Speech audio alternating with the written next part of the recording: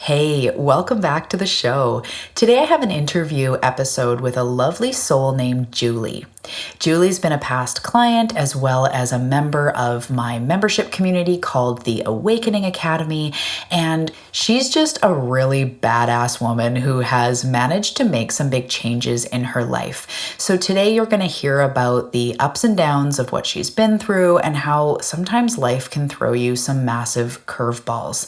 I know that you're going to be able to resonate with her story and really take away some good stuff on how to take responsibility for your life, some of the manifestation mindset shifts she's made, her routines and practices that have really allowed her to make some deep and long-lasting change. One of the things I really love about Juhli is how honest she is and how real she is, and how life isn't always perfect. In fact, often it's messy, right? And she's a real person who has gone through real ups and downs and managed to come out the other side with a powerful mindset. And she's a really powerful manifester.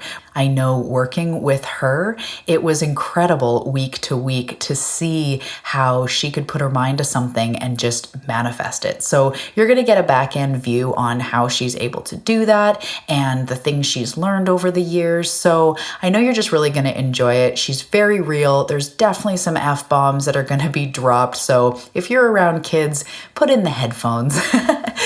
And I also just wanted to let you know that at some points in this episode, the reception goes a little bit in and out. Some parts are a little bit choppy, but we just do our best and the show must go on despite internet problems. So I know that you'll still be able to take away so much, and just sit back and enjoy this episode with Juhli.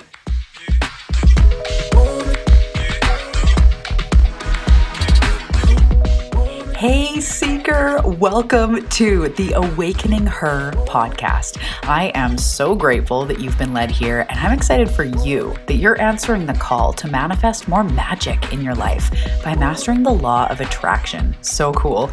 My name is Talia, and I'm committed to cutting the fluff and showing you exactly how to manifest more excitement, ease, success, abundance, confidence, love, and anything else you've been craving. So if you're ready to crack the code on manifestation, amplify your intuition, and play in the quantum, we are now besties. Let's do this.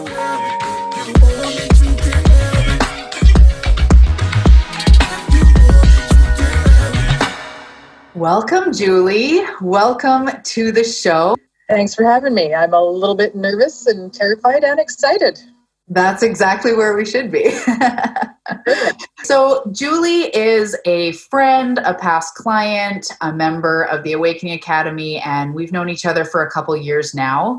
I have watched, some of your journey and your ups and downs, and I'm really excited that you're here today. To everybody listening, Juhli is incredible. I'm sure that you're going to be able to relate to her story. She's got a magnetic personality. You're such a unique person. I love you so much. And I'm really excited for you to share your story and your light today with us. So why don't you start by just telling us a little bit about yourself? So I've lived on Vancouver Island now for 23 years. I'm 48 years old. I've just started perimenopause. Yay me. Change in life. It's a good thing. It's always change, right? Always change. So I am a hedonist at heart, and my life has always been about pleasure and feeling good and avoiding pain pretty much at all cost, while inflicting it on myself, but not really knowing. I would avoid the pain at all cost and focus on drinking, fucking, feasting, all the good things in life. So I thought.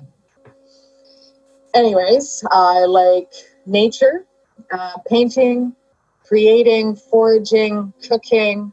I'm a chef by trade, but very sick of that lifestyle and all that goes with it. There's a lot of alcohol involved, a lot of debauchery, a lot of partying, and food that doesn't really make you feel good at the end of the day.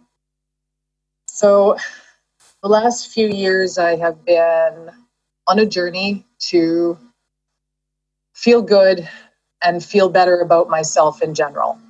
I've dealt with a lot of pain and trauma in my life, a lot of death in my family. And I was molested at a young age by my babysitter. I always poo-pooed that, thinking that it wasn't really a big deal, but it really does leave a scar on your life. My grandmother, who was my very best friend, she died when I was 12 years old. And that was another huge scar. And it led me to having sex when I was very young, about 13. And the pleasure that went with that. Also the pleasure of having a guy interested in me and the attention that went with that. I had, I guess, a very voluptuous body at a very young age. I developed boobs when I was 8 years old. So by teenager years, I was quite well endowed and had a lot of guys chasing after me. So I ended up sleeping with a good portion of them, which felt good at the time, but leaves a bit of a hole. But it sure felt better than the place that I was at, missing my grandmother and not knowing how to grieve through that. And also turned to alcohol, because that was easy too, and sure felt a whole lot better than where I was. I have battled self-loathing through my teenage years. Well, who am I kidding? Up until about, a year or two ago, we've been battling that one all of our life. Anyways. Yeah, like a lot of people. Yeah, no.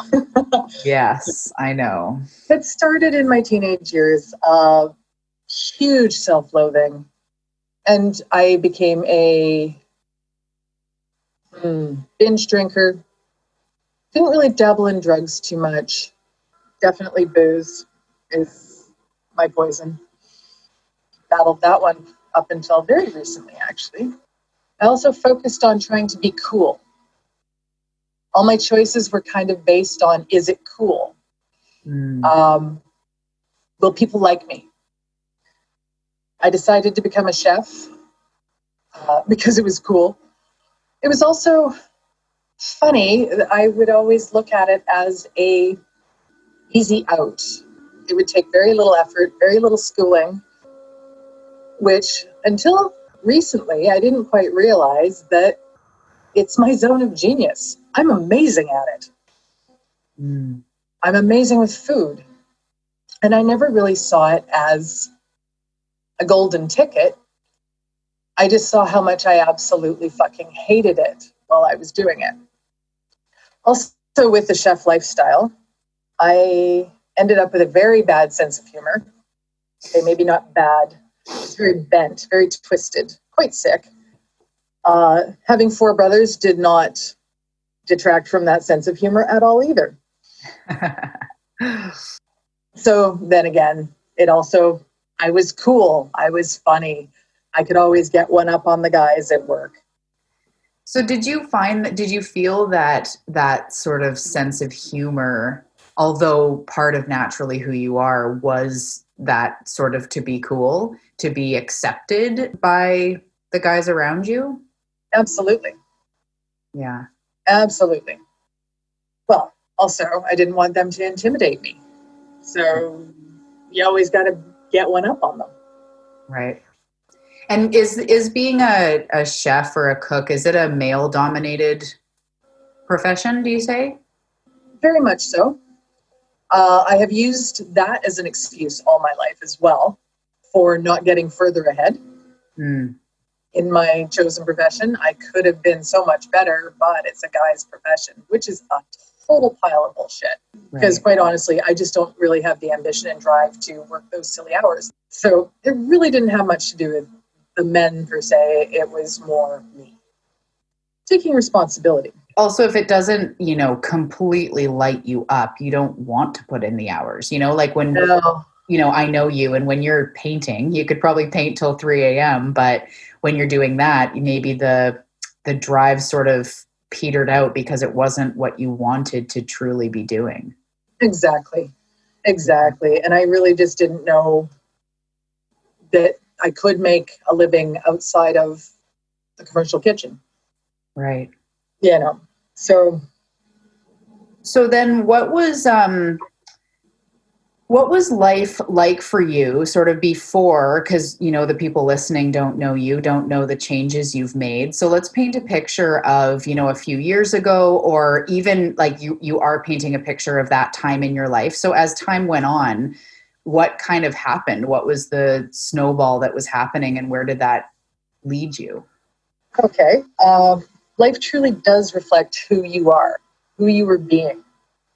So I ended up calling in basically who I was. I looked like I was confident and self-assured on the inside, but I was a scared, hurt little girl still, numbing through alcohol.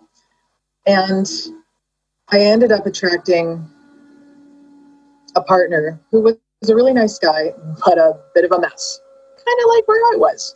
And I ended up caretaking a drunk for years, blackout drinking. I was part of that as well. And at that same time, I was also looking for a better sex life. I was bored with the sex I was having. It was shit, shall we say, because I didn't know how to ask for what I wanted, what I needed. So I ended up going into the BDSM lifestyle. And what is that for people that don't know? Sadism, masochism, a little bit of pain. Yeah. A lot of pain sometimes. It was fun. I had a really good time. And the partner I ended up with was excellent for the BDSM. Amazing sex. So I got that part of the relationship, and that was what I was calling in and asking for. And I got a whole lot of addiction as well. And so 5 years of our relationship of caretaking a drunk, I got really sick. I got very, very tired. I'd hit 40 when we got together. So everything that you have done, prior decisions, will catch up with you. It just fucking does. And I started to feel really, really awful. So at the end of 5 years, it was all I could do to get off the couch and go to work every day. I would come home, I would lay on the couch, grab a beer, and drink until I went to sleep. I felt so sick. It was so horrible. I thought I was dying. I didn't know what was going on. I was scared shitless. My doctor was of very little use. Oh, you're not an alcoholic. Don't worry about it. Yeah, okay. It's only beer, but my liver hurt. Like I could feel it. It was really nasty. My kidneys hurt. I was a mess. So that was kind of my turning point. I quit drinking at that point, started juicing, eating whole foods. And within 3 months, I had turned my liver around. I had ended up having a ultrasound 3 months after that, and my liver was perfect. So were my kidneys.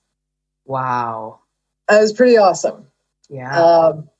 So hang on just 1 second. What did you decide when you kind of got to that rock bottom? Like I hear the physical things that were going on, drinking, the relationship, and just feeling like that sort of void inside is what I get as you're speaking. That's sort of what I feel. I just got to a point where I realized it was my responsibility, nobody else's. I wasn't going to feel better if I didn't do something. So it was me taking responsibility for myself.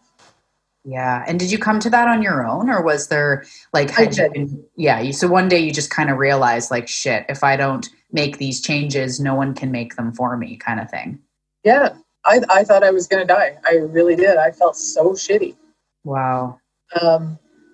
So I started, actually my boyfriend started going out on his own because I wouldn't go with him to the pub. I was no fun anymore. Oh, well. Yeah. And so while he was out at the pub, I started doing yoga online. And I started watching self-help videos. I started watching Alexi Panos. She had these 5-minute little segments that I'd found on Facebook, and they really helped me. They helped me see life in a different way. that life could be different. And through that, I really did come to understand that my life was my responsibility, 100%, the good, bad, and the ugly. So everything good in my life was also my responsibility. And I put it there. And I came to understand that there was a huge amount of power in that. And it was taking back and owning my own power. Whereas when I let life happen to me and make decisions for me, that I was giving it up. Wow. So it was really very cool, actually. Yeah. Did you feel like the trauma you had experienced earlier in life, did you feel like that naturally dissipated, or did you have to at one point face that head on? Or Yeah, that had to be faced for sure. Yeah. So my boyfriend ended up breaking up with me not long after this. And misery likes company. I know, right? So anyways, after that, it was a pretty low point in my life, gotta say. It was shitty. And part of the reason he said he broke up with me was that I was never going to have the life that I truly wanted with him. And he was so right. You need to travel, create, and do all the artistic things that you want to do. You will not do them with me. And he was absolutely correct in that. Wow. That's beautiful. That's kind of like the universe coming in, through someone else. Yeah. Seeing what you actually needed. Yeah. It's so funny. I've done a couple interviews now just for the show because it's just new.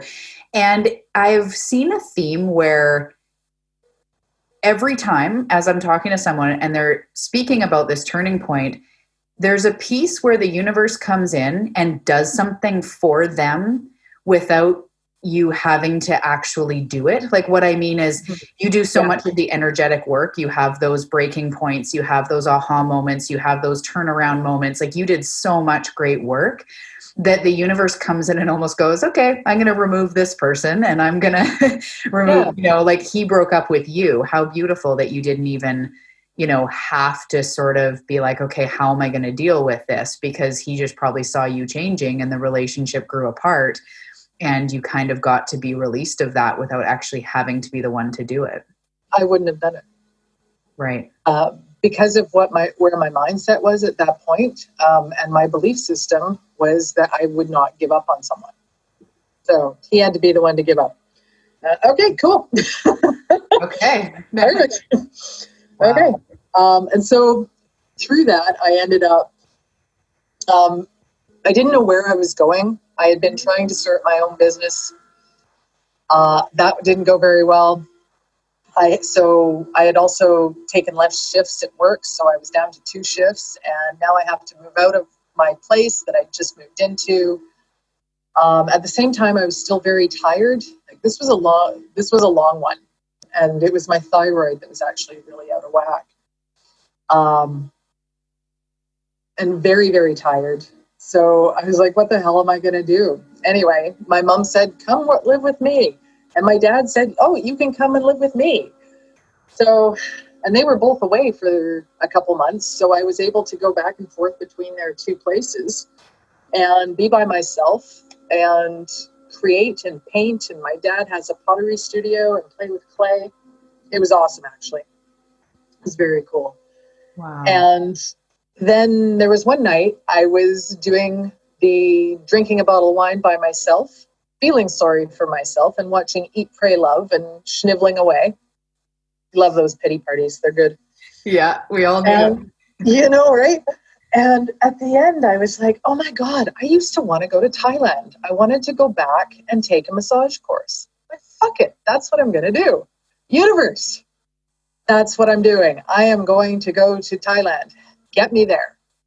I'm like, okay, when am I going to go? Okay, when's the coolest time of the year? Okay, September, October. That's when I'm going. Cool. Excellent. Universe, get me there. And I kind of left it. And I just knew beyond a shadow of a doubt that I was going. It was fucking awesome. I was like, okay, but no clue how I was getting there. And this was in about March. I'm like, okay, I'm going in September, October. Anyways, so a couple months later, I still didn't have a job. I was only working 2 days a week and living at my mom's, 45 and living at home. Awesome. Parents are so good. Yeah. Yes, they are. They truly are. I'm like, okay, universe, what am I going to do? I go, okay, I guess I'm going to have to look for work, something, a part-time job. So I went on used Cowagen online, and the first thing that came up, maybe the second, not sure, was a private chef's position on Salt Spring. Oh, for the summer. Okay, I guess that's how I'm going. Perfect. Wow. So I applied for the job. Coolest job interview ever. They picked me up in a boat and took me over to this amazing estate over on Salt Spring. To any of you listening, Salt Spring is an island close to where we live. Which is phenomenal. It's amazing. It's a very hippy-dippy island with lots of money on it. I was there yesterday. Nice. Funny enough. Anyway, so you get picked up in a boat, you get taken over. Yeah, got the job. Awesome. It's got 2 gardens. Everything is organic. It was phenomenal. So for this job, it didn't look like I was going to be able to smoke over there. So I got rid of smoking, which was very cool. And I am still now 3 years and 2 months, no smoking. Wow. Yeah. So it just kind of felt like the right time then, because I know that's a hard one. I personally haven't smoked, but I've been with many partners and friends that do, and I know it's a really tough one. It wasn't tough, actually, this one time. I mean, I've quit I don't know how many times. But this one was actually pretty freaking easy. It was good. It just it was right. Let it go. Wow. So the job ended up being exactly what I needed and was able to afford me to go to Thailand. I think I left on September 23rd, and I was gone for 2 months. Wow. And a 5-week massage course. It was the best time I think I've ever had. It was really good. I love traveling by myself. It's just so much better than with somebody because you are forced to meet other people. Otherwise, you're pretty lonely. Met the most incredible people on my trip.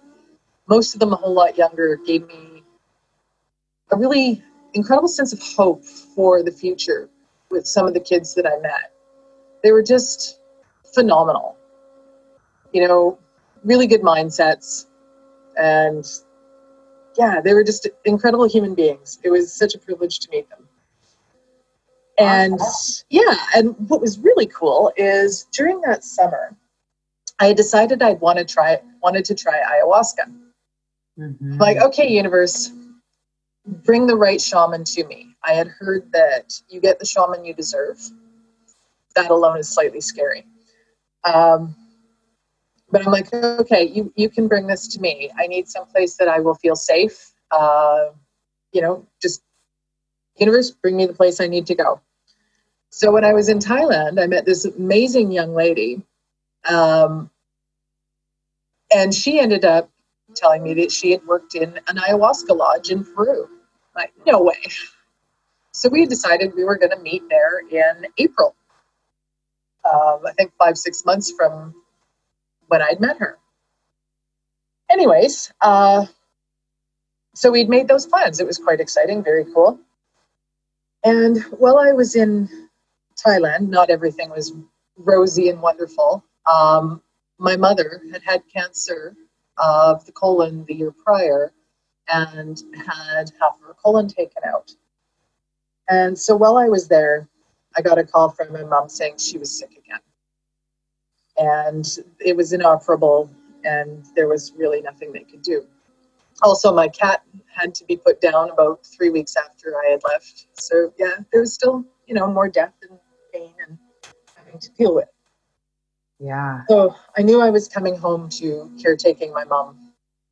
And not that I was ever asked, but, that was just kind of the situation. But I had learned a lot in the process. While I was in Thailand, about that I really needed to put myself first, above and beyond anybody else. Number one priority in my life is me and my health and my sanity. I also took a yoga retreat when I was in Chiang Mai with the woman that I would do yoga with online. And it was just, well, coincidence, you know, is there any coincidence? She was going to be in Chiang Mai, Thailand, the same time I was. So I'm like, okay, well, I guess I have to go to this. Yeah. I know, right? It was the woman, sorry, it was the woman that you said you were taking yoga online when you were like changing everything, Whole Foods, Yeah. everything, took yoga, and then she ended up being there at the same time as you, or there was going to be a retreat there when you were there. Yeah, exactly. Wow. Cool. It was very cool. So yeah, it's like totally synergistic. I need to be there. So I did go. My yoga was, I was also very heavy at this point. So my yoga was very simple. I was 235 when I went to Thailand, 235 pounds. Mm-hmm. And so some of the yoga was very difficult for me, and I actually had a really hard time being there.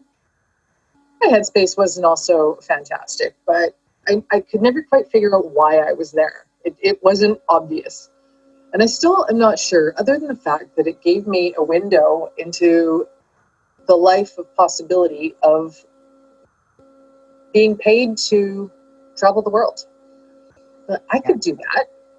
It put a little worm in my mind that this is a possibility and this is what I want. Yeah. And you know what else is just coming to me as you're speaking of a reason that you went, is also, I know we've talked about this before, but who you get to know yourself to be. And in the middle of a transformation, and also in the middle of like a rock bottom, you changed your life and then clearly put an intention out through Eat, Pray, Love, and a bottle of wine. I know. The decision was made that you're going to Thailand, and you didn't know how that was to happen, and you didn't see a way. It wasn't like all that money was just sitting in your bank account for a trip and all that, but it aligned. You found the right job. You ended up being able to go. So I truly believe that, especially with things like trips, is sometimes the reason why you went isn't always one thing that's going to happen on the trip. It's everything leading up to it. And I can relate. I've had a few trips where I've straight up manifested the money exactly to go. And the trip was amazing, but something that was really left with me is like, I can create anything I want. And so sometimes that's the reason I believe that we go as well, is like you get to know yourself to be someone who takes trips in the middle of transformations and, you know, travels alone, especially at that point, like just exploring that, and also can manifest the whatever it is you need to take a trip, right? Like you're a powerful creator, and that helped you see that and had a lingering memory that shows you like you can create the things you want, which is just so cool, you know? It really is. Good one, universe. Yeah, no kidding, right? Like it was awesome. So I came home. My mom was not doing well. Mm-hmm. And actually, this is kind of how I found you.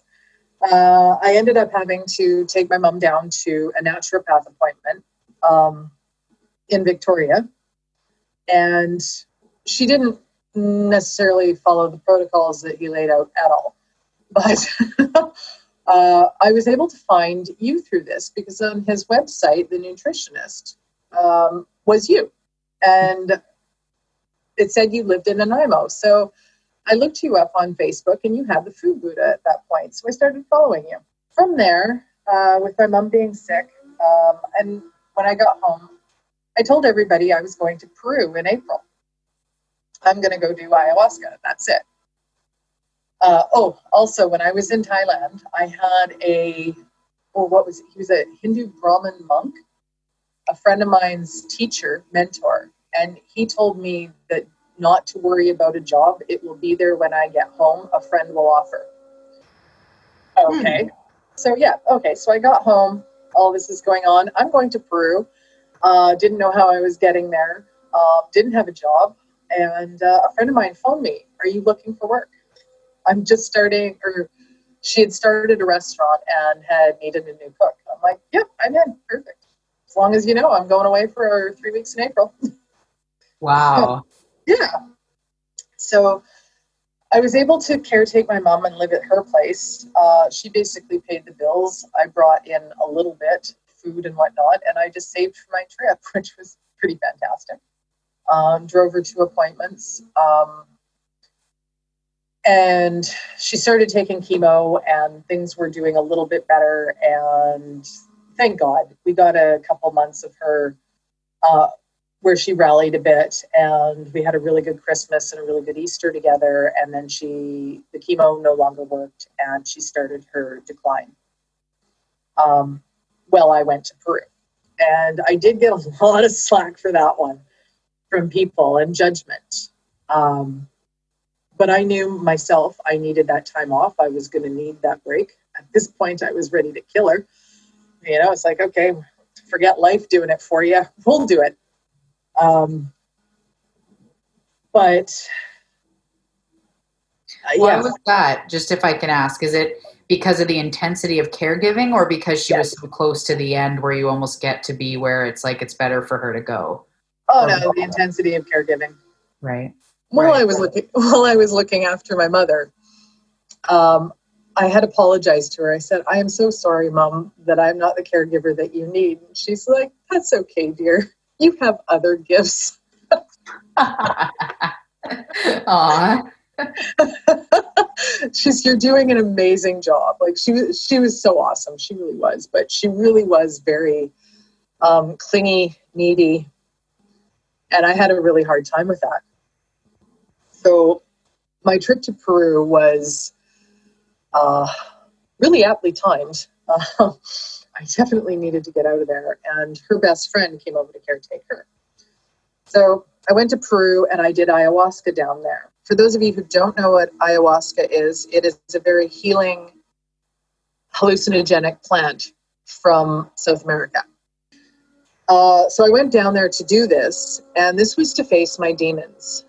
Everything in the past that was no longer serving me is what I wanted to have healed or brought to the surface.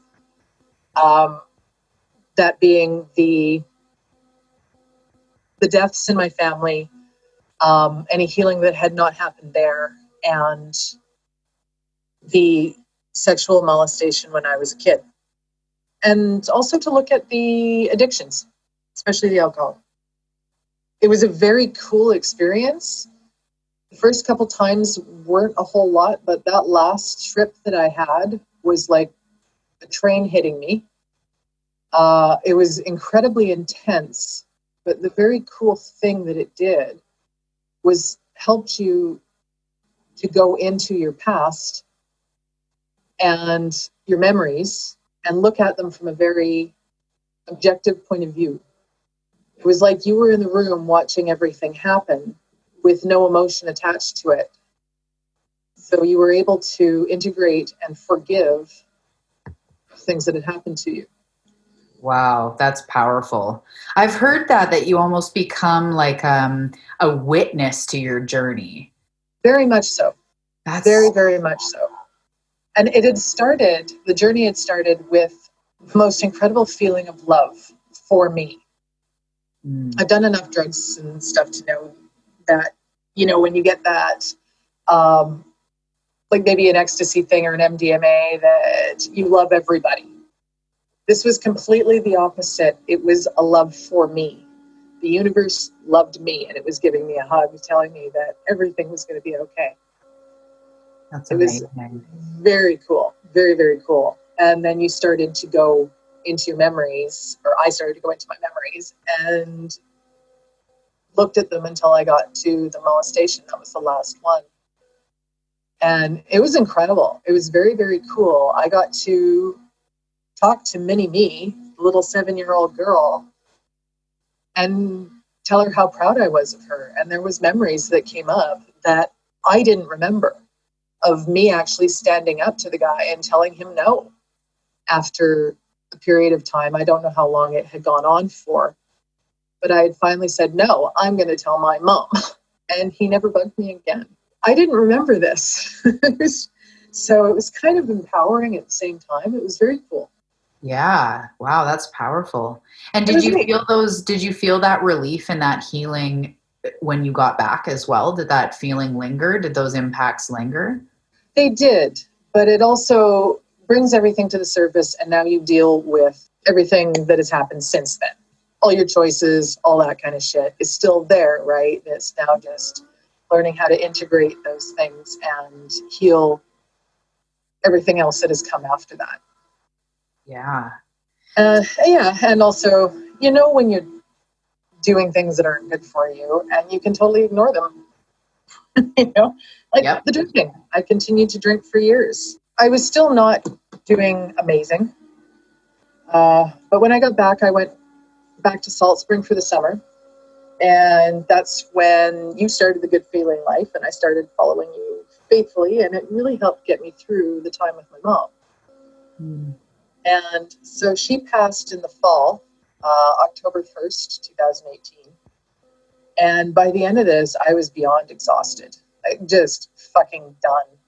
And around this time, I found a book by L. Russ, Paleothyroid Solution, and I started to take more responsibility for my own health, the mind, body, and soul, everything to do with it, and really started looking to correct my thyroid because my doctor wasn't really helping me.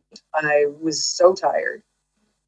And the thought of going back into a kitchen wasn't terribly appealing, but I didn't know what else to do. I took a few months off after my mom passed, and my brothers, very sweet of them, they paid for a trip to Mexico for me, which was really nice.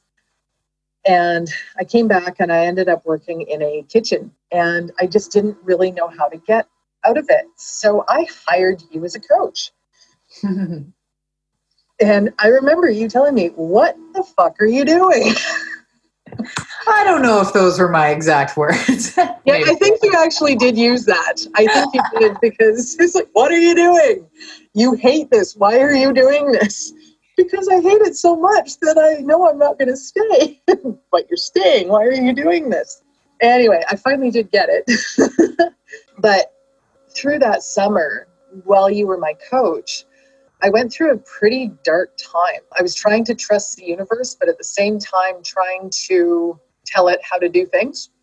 Didn't really work real well. At the same time, I knew I was going to be okay. I was trusting that all my bills would be paid, but it didn't look like what I thought it was going to look like. And I had a really hard time with that one. But by the end of the summer, I was able to release that, and really just from then on, I've been able to let the universe guide me. And I've known that my bills are going to be paid, and every single one of them is paid. I haven't worried since then. It's been really quite awesome. So how would you recommend, or what would be your advice for people around that, around trusting yet still having control, and that slow it doesn't have to be slow, but let's just be honest, for most of us it's slow. It's slow. That detachment of like trying to trust. How do you do that? Be easy on yourself. Just be easy on yourself. The trust is there, and you know the universe has your back. You know it, but it doesn't look like what you want. And it might not. And each time gets easier. Every time gets better. And just letting go and diving in and just knowing that we're going to be okay. We are in this meat suit on a speck of dust, right? We're flying through our solar system like we're literally smaller than a speck of dust. We're all going to be okay. We're just the universe experiencing itself. We're supposed to be here, and it's all going to be good. If you're looking at it from a lack point of view, that it's not going to be there, and that's where your mindset is, that's what's going to come up. But the more you know that it is going to be okay, it just shows up. It's so fucking weird. It just does. Yeah. So tell us about that. Tell us about like what life is like for you now in that way. Like, what does trusting look like? What do you mean things, showing up? Like, how do you experience this? I don't ask for a lot anymore. It's quite weird. Before, I used to have lists and lists and lists of things I was asking the universe for. And I don't ask a lot lately. But when I do, I find that it's here very quickly, within days. Universe, hours. It may not be a huge sum of money, but it's exactly what I need. Universe, I need some money. Can you please send me something? I got a couple friends who are asking me to do some stuff for them. Cool. Awesome. Thank you. I lost hours at work. Oh shit. Universe, can you make this up? Okay, here it is. It just works. I remember when we were working together, the massage table. There was quite a few things that you said I wanted, and then you're writing me or sending me a voice memo hours later going, Talia. And I remember there was a few weeks there where it was like in between our calls, it was like you called in all these things that you needed, right? So that was so funny to watch you. So fun to watch that sort of. Yeah. When you're in flow, you're in flow. You ask for a massage table and the next day someone's going, I don't need this massage table. Do you know anyone who wants it? And it's just exactly. But the one thing that I really did get out of our time together with you as my coach was I started to love myself. And that was the biggest change in my life. It was huge.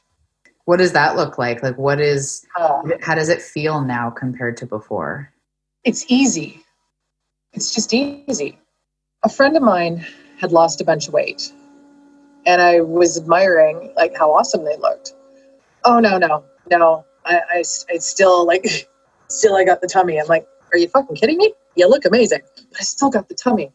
It's like, oh my God, I remember that. I had lost 90 pounds and I didn't see it in the mirror at all. Like you have a clue because the clothes are a few sizes different. But in the mirror, I still look the same, and that really doesn't change a lot. So you really need to love the person that's there because it doesn't change. No matter how much that weight fluctuates, there's always going to be something fucking wrong. Oh my God, look at those wrinkles. Oh my God, my nose is too big. Oh, my tits are drooping. What the fuck ever. There's always something going to be wrong. So you need to seriously love who you see there. Right. I've heard something that's saying like if you keep looking for things that are wrong, you're going to find them. Yeah. So you got to start looking for what's right because then you'll find it, right? Exactly. And it just made everything so much easier. And as soon as I started loving myself, I started treating myself just so much better. It's like, oh, I love you. I'm not going to treat you like shit. I'm not going to do things that harm you. So you find that your actions change as you're loving yourself. Absolutely. Things they you're start doing. They start to reflect that love.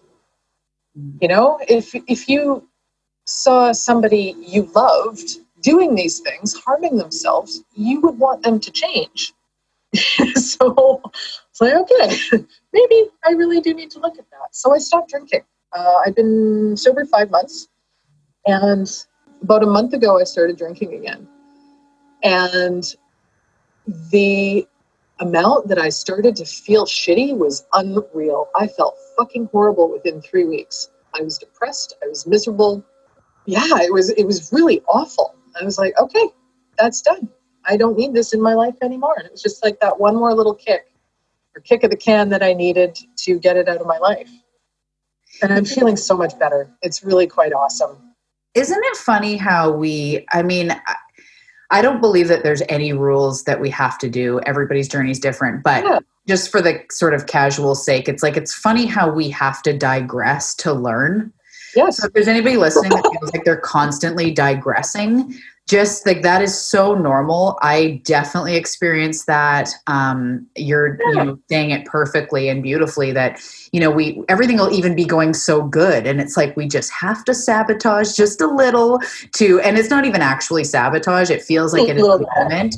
But you look back and go like, okay, I just needed that reminder. I was almost getting too complacent. It's like, is drinking really that bad? It would be really fun. The weather's warm and there's all these reasons.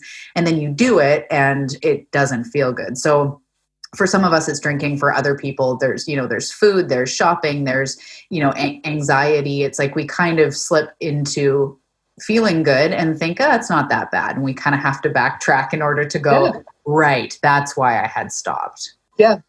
And just the process that it is. I mean, this is 4 years of trying to feel better and feeling better. I mean, I feel fucking great. My head's awesome.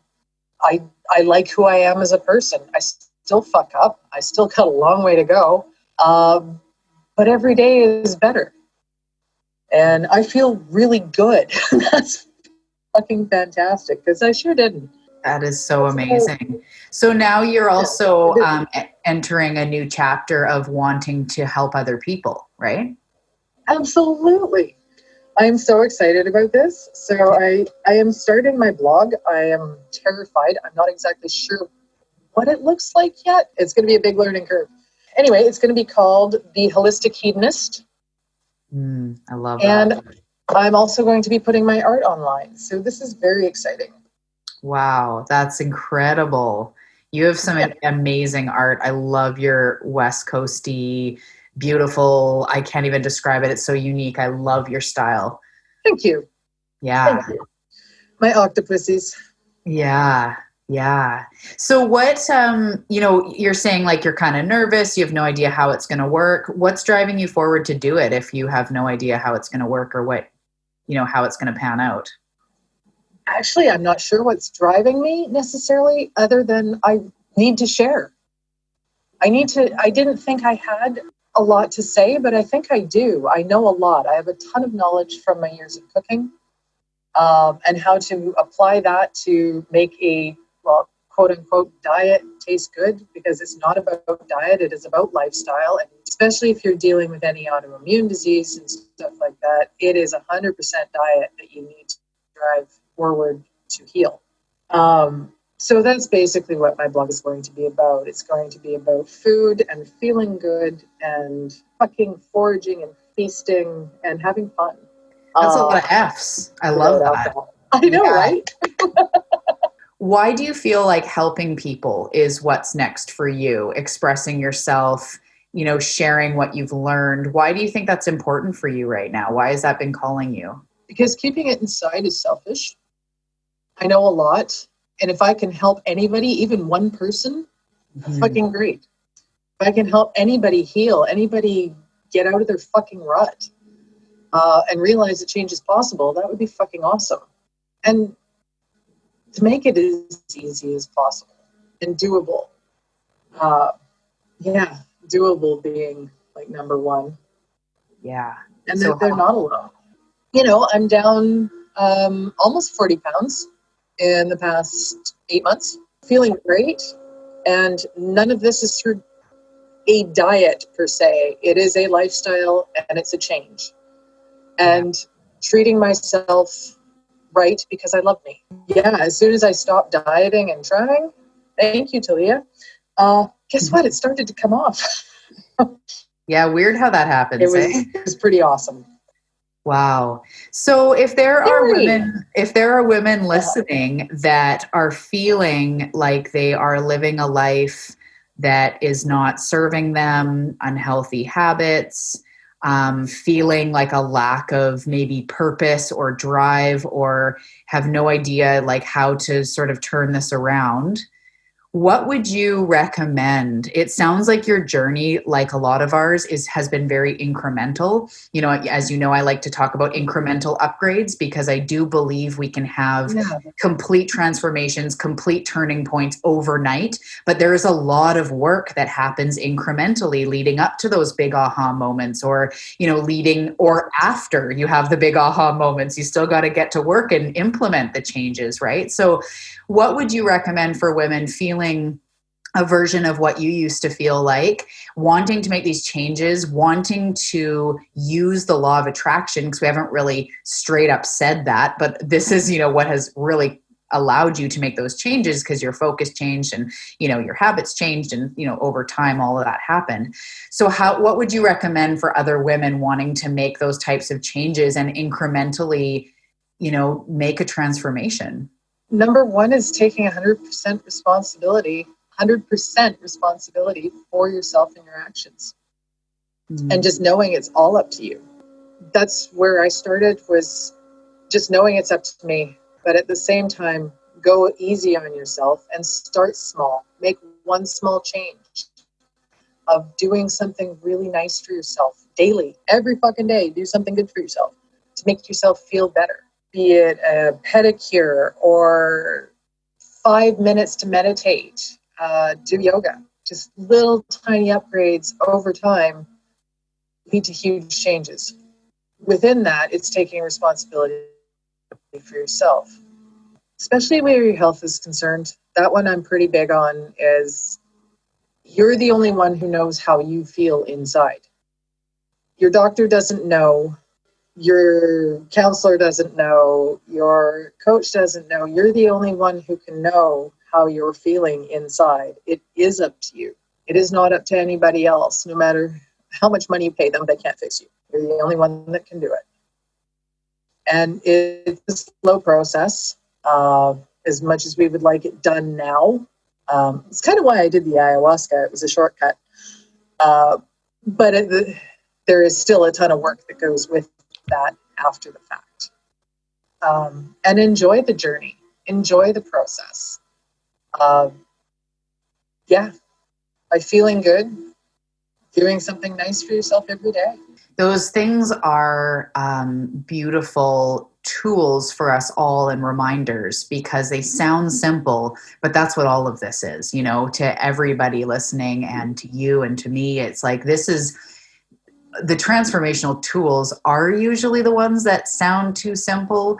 I really believe that when someone has an incredibly complex system to bring you from here to there, they're probably just trying to reinvent the wheel or charge a lot for their program or whatever it is, because it is very basic. It is very simple, but the change comes in doing it, right? The change comes in incrementally upgrading or implementing these things over time, practicing them, right? That's why we call all of this stuff a practice. Is you can't just do it once. These are beautiful tips. So taking responsibility for your life, being kind to yourself, treating yourself well, doing things that feel good, and enjoying the journey. Those are absolutely beautiful takeaways, Julie. I love that. And are there daily tools that you do? Like, I know that you journal a lot, but are there daily tools that have just fucking made the hugest difference for you? Journaling is number one, for sure. How do you journal? I started my journaling, thanks to my mom, with the artist's way. I would sit down and I journaled for 45 minutes every day.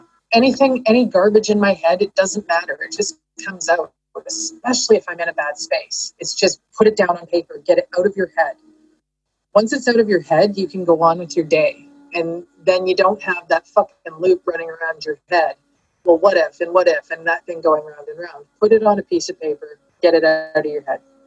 Made a huge difference in my life. So I still do that daily. And that's my time in the morning. I take an hour to myself every morning to do that.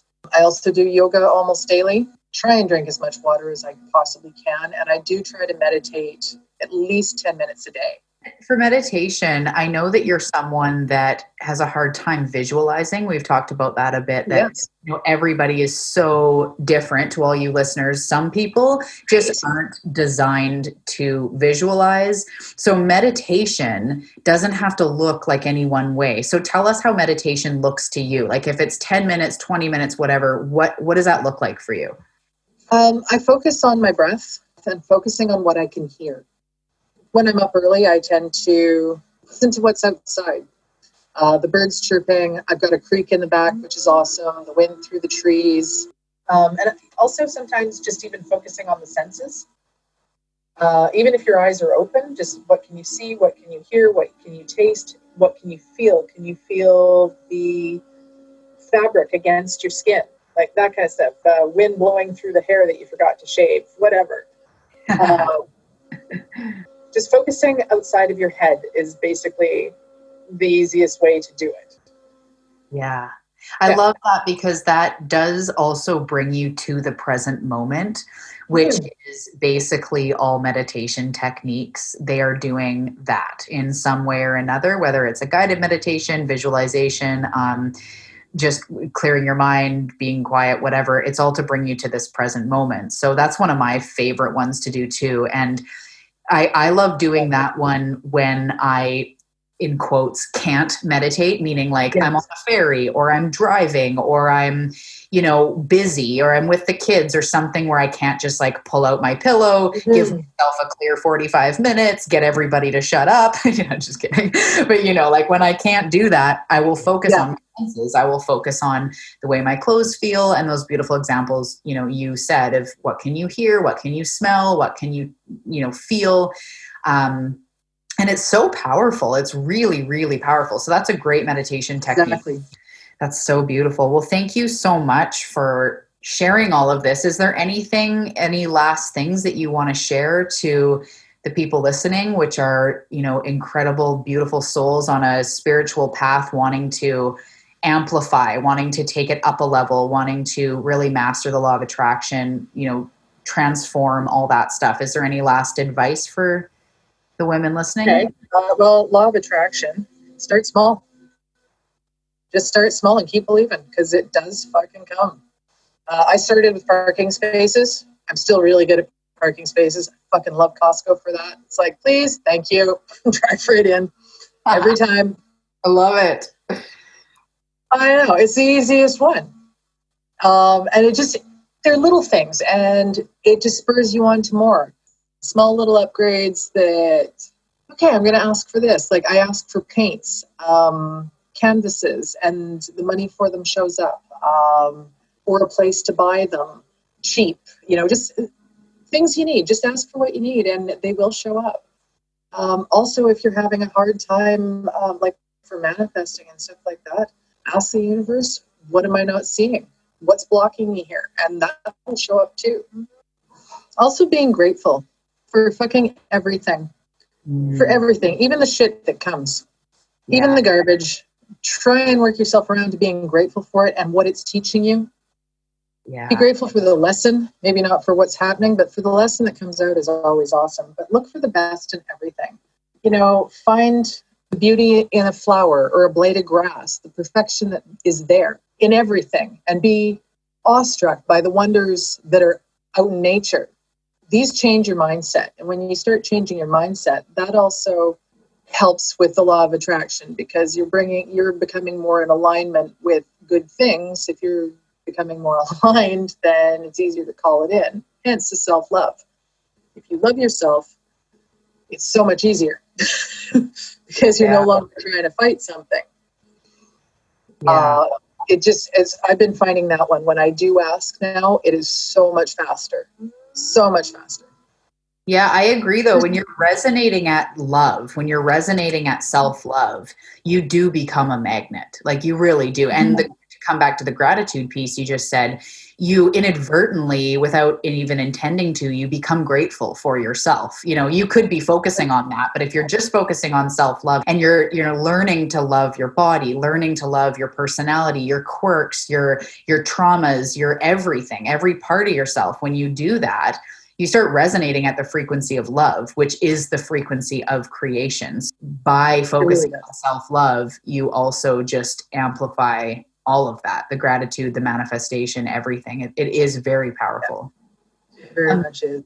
Amazing, Julie. Well, thank you so, so much. I love hearing your story and hearing the twists and turns. And, I know that a lot of us can relate to how things are messy sometimes. Life gets a little crazy, but by taking responsibility, and I love how you said you took responsibility for the good things too, because that's something a lot of people say, okay, I'll take responsibility for all the bad things I've created. And it's not about that. It's not about getting down on yourself. It's radical responsibility is that I can change this. Yes, I may have created it, but let's not dwell in that. It's the fact that you can change it. And the good things you also created too, which is just, it's so important to see that. I think it was actually Abraham. I'm pretty sure it was in an Abraham talk where she started getting really excited in the beginning of her journey going, I created that. I created that.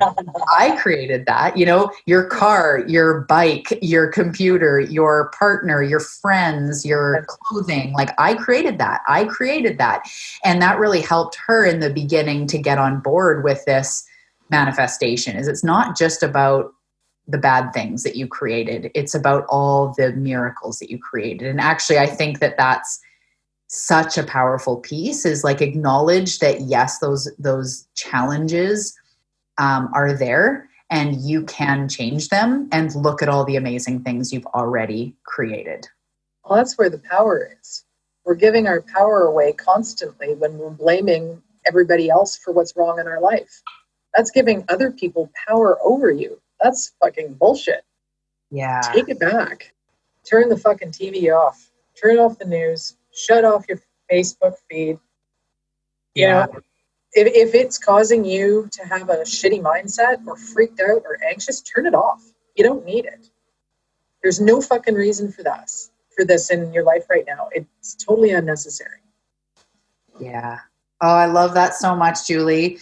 Thank you so, so much. And I really look forward to seeing what comes of, your journey and your path. As soon as you have the link to your blog, give it to me, and I will be putting it in the show notes. So everybody listening, make sure to look for that and follow Juhli on her journey, because she's got a lot of cool things to say. The way that you break down change is just really relatable, really, manageable. And there's a lot of people out there that could really learn a lot from Juhli. So make sure to check out her blog. Thank you so much for spending this time with us today and sharing your heart and your vulnerability. I know it's not, always easy, but we benefit from it. So I really appreciate it, Juhli. Thank you so much for having me. Cool. Take care.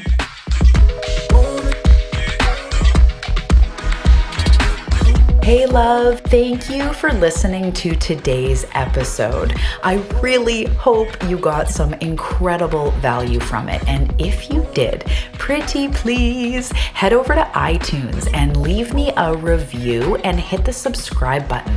This really does make a huge difference in the success of the show. And it really shows me that you want this type of training, tools, techniques to hack law of attraction and have you manifest fast. Thank you in advance for that. And before I go, I want to remind you that there is a version of yourself that already has what it is that you want, already has the manifestations, already has the love, the abundance, the success, the freedom, the self-confidence, and everything else that you could want. So what I'm going to encourage you to do today is to envision her, embody her, ask, what's her energy about? What's her mindset like? And what advice does she have for me today? As you do this, my love, you awaken her. You quantum align, you collapse time, and you make yourself able to manifest the life you want so much quicker. Have a fantastic day, and I will see you in the next episode.